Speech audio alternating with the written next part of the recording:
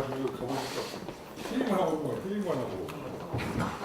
아니 그또왜 행사가 있으면 어제 저 검은 참 많이 하고 경찰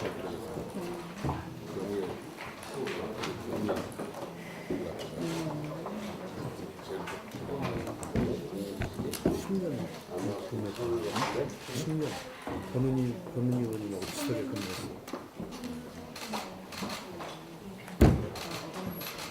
예, 원내 정책회의 시작하도록 하겠습니다. 김관영 대표님 대선언 있겠습니다. 네, 지금부터 바른미래당 제40차 원내 정책회의를 시작하겠습니다. 네, 어제 탄력근로제 단위기간 확대를 논의하기 위한 근로기준법 개정안을 놓고 국회 환노위 고용노동소위에서 여야 3당의 논의가 있었습니다만 결국 합의 도출에 실패했습니다. 산업계와 노동계의 대혼란이 불보듯 뻔한 상황임에도 3월 임시국회에서 해결되지 못한 점에 대해서 매우 유감입니다. 한국당은 그동안 탄력근로제 확대를 계속 주장해 왔으면서도 정작 행동은 달리했습니다. 한국당이 주장하는 탄력근로제 단위기간 확대는 1년인데 일단 법 개정을 6개월로 해놓고 시장 경제의 상황을 봐가면서 한국당이 주장하는 대로 연장을 할 수도 있는 일이었습니다. 특히 경사노위에서 6개월로 합의가 되었기 때문에 합의안을 기본적으로 존중하는 것이 필요한 상황이기도 했습니다. 하지만 한국당은 결국 여러 핑계를 들어서 합의를 하지 않았습니다. 탄력 근로제에 따른 시장 경제의 혼란을 일부러 방조한 것이나 다름없습니다. 민생과 경제에 대한 책임감이 전혀 없고 당리당략만을 위한 모습입니다. 민주당 역시 매우 아쉽습니다. 여당으로서 야당과의 합의를 이끌어내기 위해 적극적인 협상 의지와 노력을 보여야 했지만 그러지 않았습니다. 이제 근로기준법 개정안을 하루라도 빨리 처리하려면 4월 임시국회를 소집하는 방법밖에 없습니다. 4월 임시국회를 조속히 소집해서 근로기준법 개정을 포함한 각종 민생 개혁 법안들을 처리해야 합니다.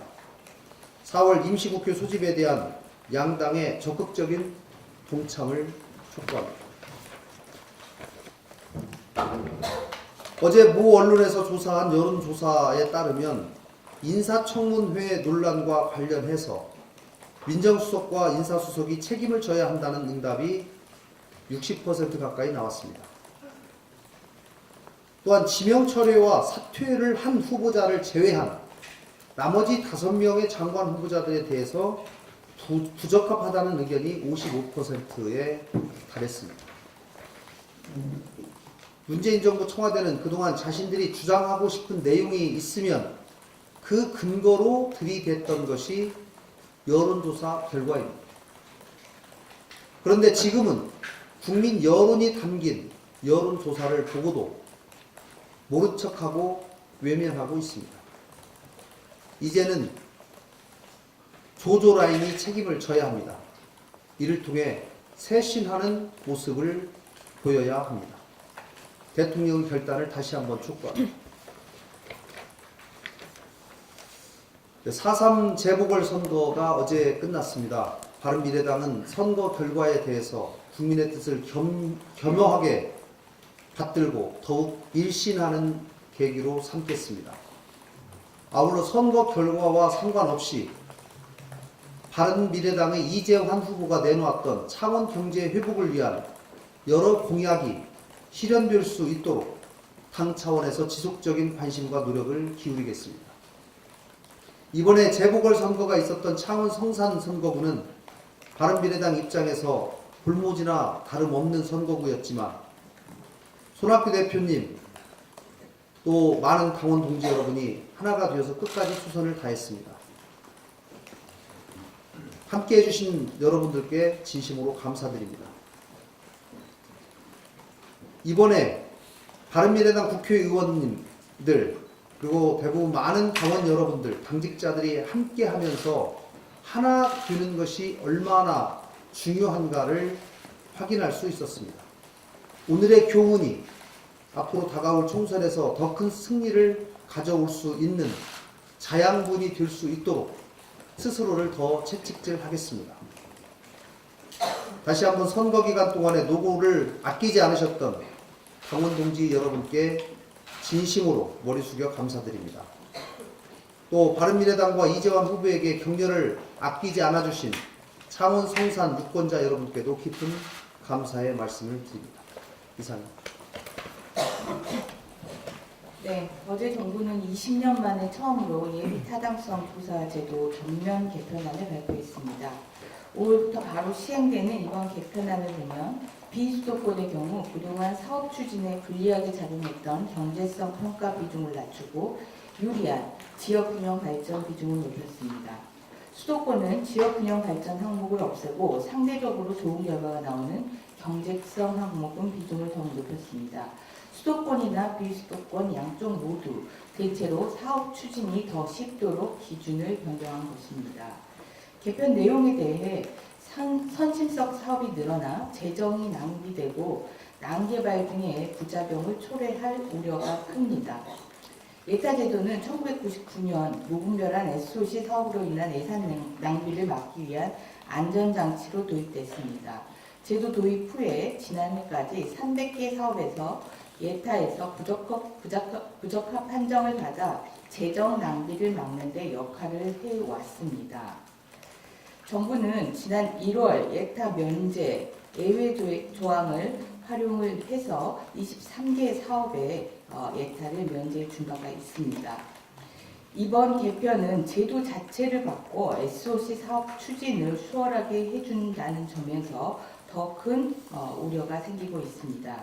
예비 타당성 조사의 문턱을 낮추면 타당성이 약한 대형 사업들이 추진될 가능성이 높아지는데 경인 아라뱃길, 의정부 경전철, 인천국제공항 KTX 등 예타를 통과하고도 수요 예측 실패로 두고두고 짐이 되는 사업들이 부지기수입니다. 또한 이번 개편안에서 비용 편익 분석은 한국개발연구원 등이 하지만 종합평가는 기재부 산하위원회에 맡기는 것도 납득하기 어렵습니다. 정부가 하고 싶은 대로 하겠다는 뜻으로밖에 볼 수 없습니다. 정부는 외부 전문가를 많이 넣어 공정하고 중립적으로 운영하겠다고 공언했지만 이를 믿어줄 사람이 누가 있겠습니까? 정부 입맛에 맞는 전문가들로 위원회를 꾸려 경제성 없는 정책 사업을 밀어붙이기 위한 편법에 불과하다고 보여집니다. 지난해 국가부채가 1,700조 원에 육박하면서 국민 1인당 3,260만 원의 빚을 떠안고 있습니다.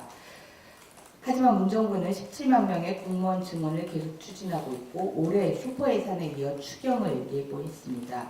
이제 예타의 견제장치까지 풀리면 국가 재정이 고갈이 빨라지고 재정 안정성의 악화가 불을 보듯 뻔한 상황입니다. 그리고 그 부담은 우리의 청년 세대가 떠안을 수밖에 없습니다.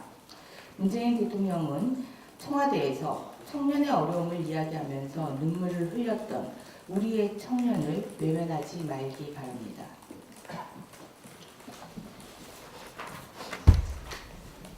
정부는 노동정책 역중을 멈춰라. 요즘 역중이라고 하면 좋은 의미로 쓸 때가 많습니다. EXID, UR의 음원 차트 역주행, 국산 게임, 카트라이더의 게임 인기 역주행 등이 그 대표적인 사례로 겪어볼 수 있습니다. 그런데 절대 역주행해서는 안 되는 것이 있습니다.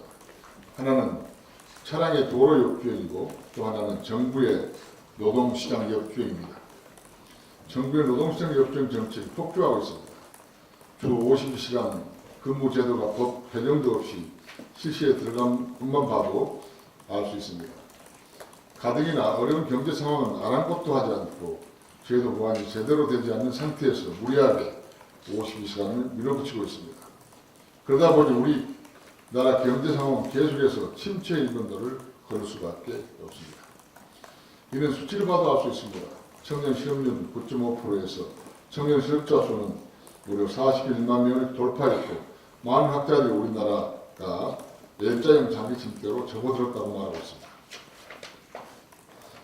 정부는 노동시장 현실을 제대로 직시해야 됩니다. 그리고 그 시장은 현실과 동떨어진 노동 정책부터 바로잡아야 됩니다. 우선 각 기업의 사정에 맞게 탄력근로인 선택근로의 확대를 고려해야 됩니다. 아울러 너무 높게 올라가 버린 최저임금은 우리나라 상황에 맞춰서 적용해야 됩니다. 지금처럼 정부가 노동정책 역주행을 계속하다가는 우리 경제 상황도 60년대로 되돌아갈 우려가 있다는 것을 정부에게 경고합니다. 이상입니다. 재생에너지 보급보다 산업화가 시급하다는 점에 대해서 말씀드리겠습니다. 오늘 오후에 이낙연 총리가 재생에너지 현장 홍보의 일환으로 전남 영광에 있는 풍력발전단지 준공식에 참석한다고 합니다. 총리의 재생에너지 발전단지 방문에 맞춰서 산업부는 약 6개월 동안 공들여서 작업한 재생에너지 산업 경쟁력 강화 방안을 발표를 합니다. 그동안 재생에너지 보급에만 몰두했던 정부가 뒤늦게나마 산업 생태계 강화에 나선 점은 환영할 만합니다. 그렇지만 현실의 벽은 높기만 합니다. 현재 우리나라의 재생에너지 산업의 기술 수준이나 시장 점유율이 그렇게 높지 않습니다. 저희 의원실에서 산업부로부터 제출받은 자료에 따르면은 풍력 터빈의 경우에는 지난해 국산 제품의 시장 점유율이 39%에 불과합니다. 선진국과 비교해서 기술뿐만 아니라 가격 경쟁력에서도 뒤지기 때문입니다. 태양광의 경우에도 핵심 기술인 쉘의 국내 제품 점유율이 20-30%에 머무르고 있고 모듈과 인버터의 경우는 과거 80%대에서 점점 낮아져서 지난해에는 각각 72.5%, 64.9%에 머물렀습니다. 값싸고 질 좋은 중국 제품이 시장을 잠식해 가고 있기 때문입니다. 국내 기업들은 중국 업체들의 국내 시장 진입을 막으려면 국산 제품에 대해서 인센티브를 주는 등 일종의 우대 정책이 포함돼야 한다고 줄기차게 주장을 해왔습니다. 하지만 외국산 제품을 차별하는 정책을 도입할 경우에 WTO 통상 규범 위반 소지가 커서 정부로서도 고민이 컸을 겁니다. 결국 이번에 발표되는 경쟁력 강화 방안에 대해서 업계는 기대에 못 미친다는 반응을 보이고 있습니다. 하지만 어찌됐든 재생에너지 산업에 대한 투자가 대폭 확대되는 만큼 우리 기업들도 더 이상 애국심에만 호소하지 말고 기술 개발에 적극 나서야 할 것입니다. 재생에너지 강국 스페인도 보조금을 통한 재생에너지 보급만 서두르고 산업 육성에는 소홀히 해서 결국 태양광 산업이 완전히 몰락하는 결과를 초래했습니다. 문재인 정부는 에너지 전환 정책을 통해서 재생에너지 산업에서 일자리도 창출하고 신성장 동력을 확보할 수 있다고 강조하고 있습니다. 하지만 스페인의 전철을 밟지 않으려면 재생에너지 보급뿐만 아니라 산업 육성 계획도 철저하게 수립을 해야 할 것입니다.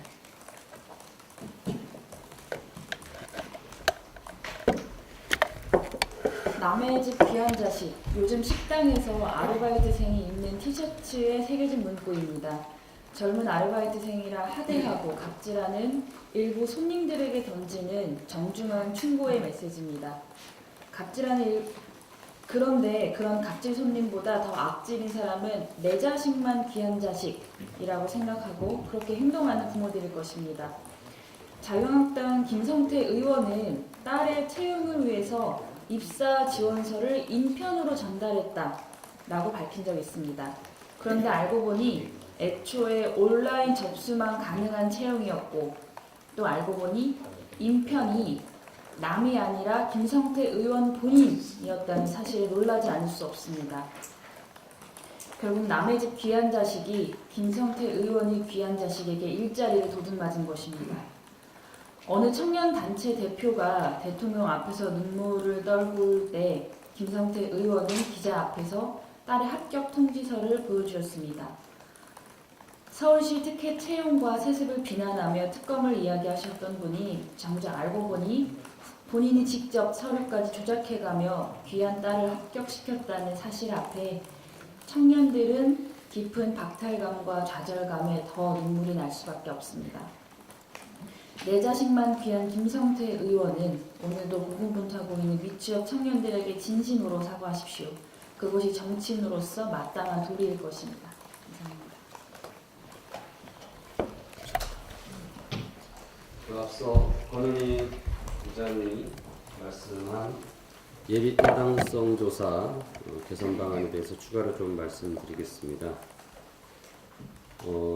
종합평가를 기재부 내 재정사업평가위원회를 설치해서 운영하기로 하였는데 기재부가 예타 결정을 결국 정부의 입맛에 또 정치적 압력에 의해서 결정할 수 있도록 하는 문제를 가지고 있습니다. 따라서 종합평가 결정기구를 기재부 내의 재정사업평가위원회가 아닌 독립기구화해야 된다는 것을 제안을 드립니다. 또한 사업 진행 중이라도 문제가 있는 사업에 대해서는 언제라도 예비타당성 조사를 다시 할 수 있도록 하는 방안이 함께 마련되어야 합니다. 제가 지난 17년에 사업비 축소 등의 방법으로 예비타당성 조사를 회피한 사업은 다시 예타를 실시할 수 있도록 하고, 부실한 예비타당성 조사의 경우 재조사를 통해 사업을 중단할 수 있도록 하는 국가재정법 개정안을 발의한 바가 있습니다.